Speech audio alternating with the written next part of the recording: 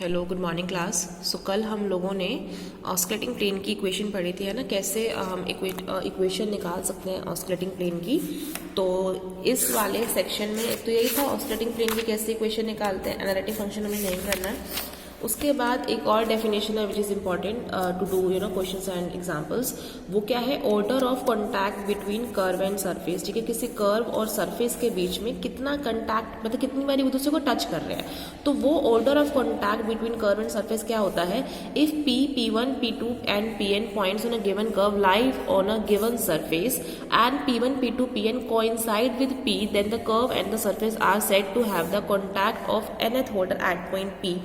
देखो सुनो, अब सिंपल सी बात है, जैसे मान लो अगर आपको कोई कर्व दिया है एफ टी करके, ठीक है, कोई भी कर्व है, तो मैं कब बोलूंगी कि इस कर्व का किसी सरफेस के साथ कितना कॉन्टैक्ट है, nth ऑर्डर का कॉन्टैक्ट है मान लो। तो nth ऑर्डर का कॉन्टैक्ट होने के लिए मतलब कि इस कर्व के n पॉइंट्स क्या कर रहे हैं, इस सरफेस से टच कर रहे हैं। तो वो कैसे निकालेंगे हम लोग, nth ऑर्डर का मतलब कितने ऑर्डर का कॉन्टैक्ट है, वो फाइंड करने के लिए हमें करना क्या होता है। nth ऑर्डर का कॉन्टैक्ट होने का मतलब क्या है कि इस फंक्शन का अगर मैं फर्स्ट डेरिवेटिव करूं उस पॉइंट पे, मान लो t इक्वल टू कुछ भी है, 0 वगैरह, किस पे भी कितनी बार टच हो रहा है ये प्लेन, तो मैं क्या करूंगी, इसका डेरिवेटिव करूंगी, एक बारी वो 0 आना चाहिए।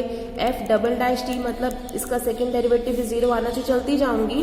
nth का मतलब इससे एक कम, मतलब n-1th भी जब डेरिवेटिव किया तब भी क्या आना चाहिए, 0 आना चाहिए इस t पॉइंट पे, जो भी आपको t पर्टिकुलर पॉइंट दिया होगा।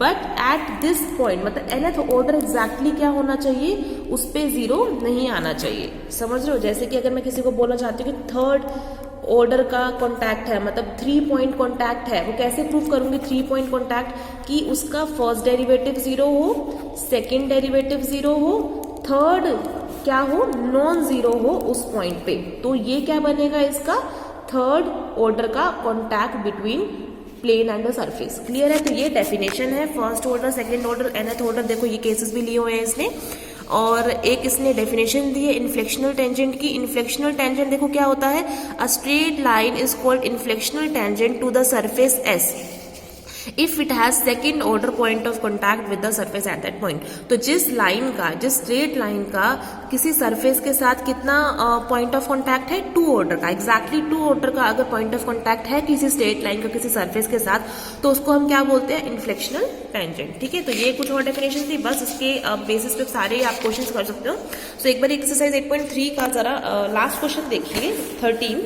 वो क्या बोल रहा है, शो दैट द कर्व, एक कर्व है x इक्वल टू टी है जिसमें y equal to T square है, z equal to T cube है, has 6 point contact with the paraboloid x square plus z square equal to y at origin. Point क्या है, origin पे check करना है कि इसका 6 पॉइंट कॉन्टैक्ट है क्या। तो आपको x दिया है t, y दिया है टी स्क्वायर, z दिया है टी क्यूब, और गिवन प्लेन क्या है, x square plus z square equal to y था ना, इक्वल टू y यहाँ ले आऊंगी, मतलब x square plus z square minus y equal to 0।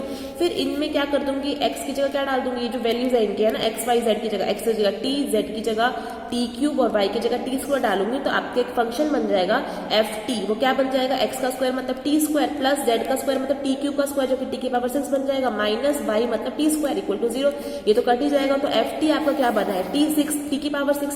अब इसका मुझे कितना ऑर्डर दिखाना था, 6 ऑर्डर कॉन्टैक्ट। अब 6 ऑर्डर कॉन्टैक्ट का मतलब कि इसका first derivative, second, third, fourth, fifth, 5 derivative तो 0 आ जाए, किस पे, ऑरिजिन में बोला था ना, मतलब t इक्वल टू 0 पे।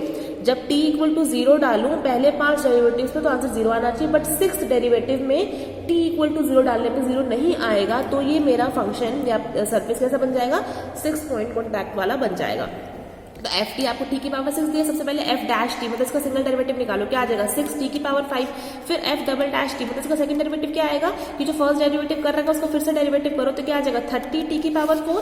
फिर एफ ट्रिपल डैश टी का मतलब क्या है, कि जो एफ डबल डैश टी करा है ये, इसका फिर से डेरिवेटिव करो टी के रिस्पेक्ट में, तो क्या आ जाएगा, 30 इंटू 4 टी की पावर 3, तो कितना आ जाएगा, 120 T cube. Similarly F fourth derivative क्या आ जाएगा, थर्ड का फिर से करो तो कितना आ जाएगा, 120 इंटू 3 मतलब 360 टी स्क्वायर। ऐसी एफ का फिफ्थ डेरिवेटिव क्या आएगा, 720 टी टी, और f6 डेरिवेटिव क्या आएगा 720t का, फिर से t के रिस्पेक्ट में करूँगा तो 720, ये आगे 6 के 6 डेरिवेटिव। अब किस पे निकालना था, ओरिजिन पे मतलब कि 0 पे t इक्वल टू 0 पे, t इक्वल टू 0 पे फंक्शन तो 0 होता ही होता है ना, f0 तो 0 होता ही है। पहला डेरिवेटिव देखो f'0, इसमें t की जगह 0 डालोगे तो 6 इंटू 0 की पावर 5 0 आएगा ना, f'0 भी 0 आएगा, f'0 भी क्या आएगा, t की जगह तो 0 डालोगे तो 30 इंटू 0 0 आएगा, f' भी 0 आएगा, f का फोर्थ डेरिवेटिव भी t 0 रखोगे तब भी 0 आएगा, फिफ्थ भी 0 आएगा, बट 6 का आंसर 0 आएगा ना, क्योंकि 6 में तो t है ही नहीं डालने का, तो 6 का आंसर अभी भी 720 आएगा।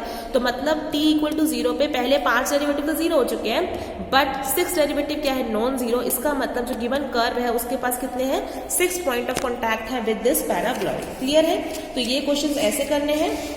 आपका जो एग्जाम्पल 1 है वो भी देखो कुछ इस टाइप का है कि find the equation of plane that has 3 point contact at the origin. अब इस बार दिया हुआ है, कह रहे इक्वेशन निकाल लो प्लेन की जिसका 3 पॉइंट कॉन्टैक्ट है ओरिजिन पे विद द कर्व। ये कर्व है आप लोगों का, देखो अब 3 पॉइंट कॉन्टैक्ट है बड़ा, इसका मतलब इस जो भी आप कर्व बनाओगे उसका फर्स्ट डेरिवेटिव सेकंड डेरिवेटिव 0 होगा बट थर्ड नॉन 0 होगा। तो सबसे पहले तो एक्स वाई जेड दिए हुए हैं और एनी प्लेन थ्रू ओरिजिन, वो क्या बोल रहा है, ओरिजिन से पास कर रहा है प्लेन। तो अगर आपको ओरिजिन से प्लेन पास कर रहा है और आपको इक्वेशन नहीं दी हो तो आपको याद रखना है कि ये होती है equation of a plane through origin, जो कि क्या है ax plus B Y plus C Z equal to 0। और आपको कर्व के क्या दे रखे हैं पॉइंट, एक्स वाई जेड ये दे रखे हैं, ठीक है। तो एक्स कितना है, टी की power 4 minus 1, Y T cube minus 1, Z T cube T square minus 1। ये एक्स वाई जेड पुट कर लो और आपको क्या मिल जाएगा, अपना एफ टी मिल जाएगा। एफ टी क्या मिल जाएगा, ए इंटू एक्स की जगह टी की power 4 minus 1 plus B into Y की जगह T cube minus 1 plus C into Z मतलब T square minus 1 equal to 0। ये मिल गया। उसके बाद उसने क्या बोला, ओरिजिन पे 3 पॉइंट कॉन्टैक्ट। ओरिजिन मतलब एक्स भी 0 वाई भी 0 जेड भी 0। एक्स 0 रखो जरा, एक्स भी 0 वाई भी 0 जेड भी 0, दिखाओ टी कितना आ रहा है। तो सॉल्व जब करोगे एक्स की जगह 0 डालोगे तो क्या आएगा, ये टी की power 4 minus 1 equal to 0, minus 1 plus में जाएगा तो टी की पावर 4 इक्वल टू 1। तो किसकी पावर 4 1 होता है, 1 का ना, मतलब टी की वैल्यू क्या है 1। तो बेसिकली जो आपको ये 3 पॉइंट कॉन्टैक्ट दिया हो वो टी की वैल्यू किस पे है, 1 पे है, ठीक है। अब टी इक्वल टू 1 पे एफ टी ये कर्व आ गया। तो करना क्या है, इसका मतलब एफ 3 पॉइंट कॉन्टैक्ट का मतलब क्या है कि इसका फर्स्ट डेरिवेटिव और second derivative T equal to 1 पे क्या होंगे 0, मतलब एफ डैश 1 भी 0 और एफ डबल डैश 1 भी 0। एफ डैश 1 निकाल सकते हो ना, एफ डैश टी क्या आएगा, इसका डेरिवेटिव करो टी के रिस्पेक्ट में क्या आएगा 4 A T cube plus 3 B T square plus 2 C T. Similarly F double dash T मतलब इसका जो डेरिवेटिव, इसका फिर से डेरिवेटिव करो टी के रिस्पेक्ट में 12 A T square plus 6 B T plus 2 C, ठीक है। उसके बाद आपको क्या करना है, ये सब टी की जगह क्या रखना है, 1 रखना है, 0 रखना है, ए बी सी निकालना है। ए बी सी जब आपके पास आ जाएंगे तो उसमें पुट कर देना, तो आपके पास क्या आ जाएगा, equation of plane through origin, ठीक है। तो ये इस पूरे सेक्शन का मेन कंसेप्ट है, पॉइंट ऑफ कॉन्टैक्ट वाला और इक्वेशन ऑफ ऑस्कुलेटिंग प्लेन। बस कुछ क्वेश्चन थोड़े से लेंथी इसलिए हो रहे हैं क्योंकि इनमें आप डायरेक्ट डिटर्मिनेंट जब निकालने की कोशिश करोगे तो वो डायरेक्ट नहीं आएगा, काफी लेंथी हो जाएगा। तो इसमें कुछ डिटर्मिनेंट्स की प्रॉपर्टीज भी यूज कर रखी हैं। तो बाकी एग्जाम्पल्स या क्वेश्चंस करने से पहले प्लीज आप लोग 12th क्लास के जो आपके डिटर्मिनेंट का चैप्टर है उसकी जो प्रॉपर्टीज है वो एक बार जरूर देख लीजिएगा ताकि आपको हेल्प हो जाए ये क्वेश्चंस को और इजीली करने के लिए, ठीक है। तो ये सब रिवाइज करेंगे, ये सेक्शन जरा जल्दी से प्रिपेयर कर लो, जहां जहां फंस रहे हो या जो डिफिकल्ट क्वेश्चंस है वो फिर मैं आपको कराऊंगी, ठीक है। Thank you.